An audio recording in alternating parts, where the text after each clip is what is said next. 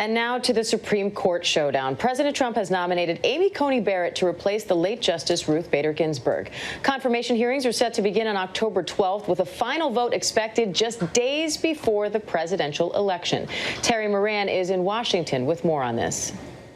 Congratulations. President Trump is brimming with confidence in the fight over his Supreme Court nomination of Judge Amy Coney Barrett, predicting a quick confirmation. I think we're going to have it done easily before the election. Just 36 days out from Election Day, it's full steam ahead. Her qualifications are unsurpassed. This should be a straightforward and prompt confirmation. Judge Barrett is a former law clerk to the late Justice Antonin Scalia, her mentor, and at 48 years old, she'd have decades to shape the law in America. I clerked for Justice Scalia more than 20 years ago, but the lessons I learned still resonate.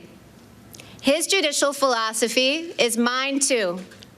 A judge must apply the law as written. Democrats are dismayed. They're arguing the vacancy should be filled by the president the voters will choose a little more than a month from now. And they're gearing up for what's almost guaranteed to be a losing confirmation battle in the Republican-controlled Senate. But they say it's one worth fighting because so much is on the line here. The right to choose abortion, health care coverage, and the election itself, which could end up in the high court. Joe Biden zeroing in on the Affordable Care Act as the court prepares to hear a case in November that could end guaranteed coverage for people with pre-existing conditions. This is about people's health care in the middle of a pandemic. And Terry Moran joins me now with more on this. Terry, good morning. Judge Barrett's nomination has drawn attention to her affiliation with a Christian group, which brings her religion into it in general. Democrats are facing some criticism for that already. The confirmation hearings haven't even started, but the question of whether her personal beliefs should be part of this is drawing criticism. How do you think this will all play out in the confirmation process? Well, that is one of the flashpoints, Diane, and there's no question it's going to be a controversy, in part because the main Christian group that Amy Coney Barrett belongs to is called the Roman Catholic Church.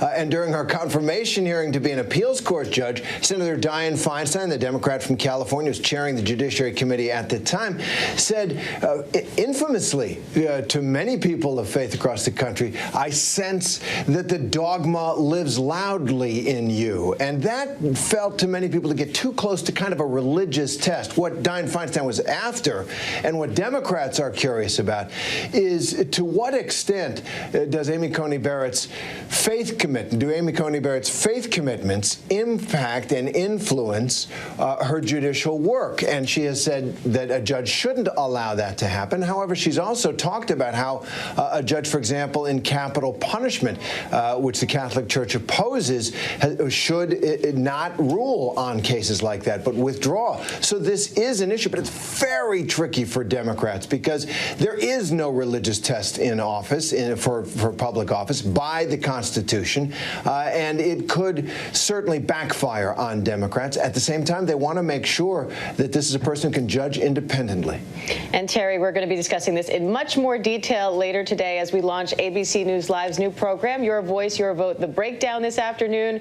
You will be co-anchoring with me, and just curious what you're most looking forward to about today's premiere episode. I know I'm nervous. I'm sure you're not.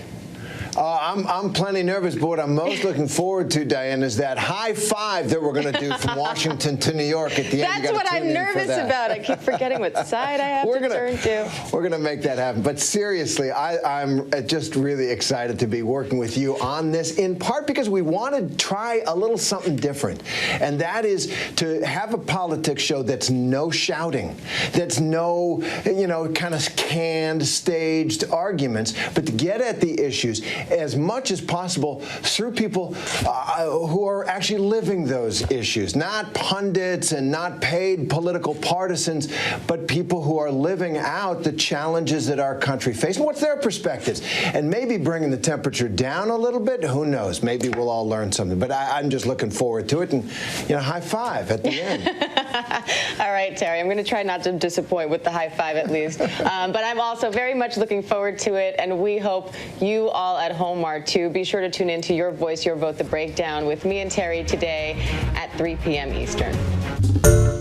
Hi, everyone. George Stephanopoulos here. Thanks for checking out the ABC News YouTube channel. If you'd like to get more videos, show highlights, and watch live event coverage, click on the right over here to subscribe to our channel. And don't forget to download the ABC News app for breaking news alerts. Thanks for watching.